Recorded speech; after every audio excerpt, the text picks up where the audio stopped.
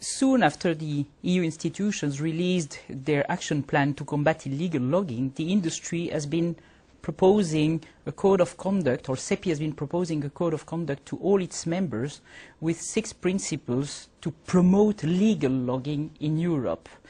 And these 6 principles have been endorsed by all the national associations and promoted to the mills and the companies member of these national associations. And at the same time, we did commit to report on the fulfillment of these principles by our members, which is what we have been doing this year in the sustainability report of CEPI. And we are proud to show that, in fact, all the companies have put such principles in their wood procurement policy, but as well that they have gone through the development of certified tracking systems. 95% of the companies have tracking systems, and 2/3 of these tracking systems are third-party verified.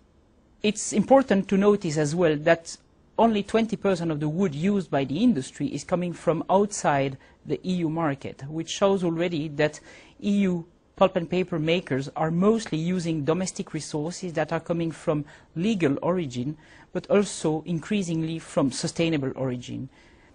And certification is one system to demonstrate the sustainability of the raw material used by the industry and show that it comes from well and responsibly managed forest. Over the last years, we felt, because the industry is not owning much forest, that the main responsible for biodiversity protection were the forest owners.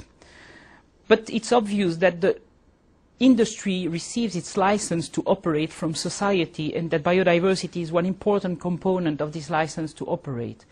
And therefore, the industry has become well aware that as a buyer of a natural resource that comes from natural ecosystems, it was important to take care of biodiversity as well as part of the procurement policy of the companies. And to do that, the industry has in fact gathered and put together more than 20 concrete best practices to show that the industry as a buyer can influence the way biodiversity is protected in the forest. And these best practices cover, of course, the purchasing contract, but also the way to address forest fires, other disasters, to protect very specific species in very specific climatic or bioclimatic regions in Europe.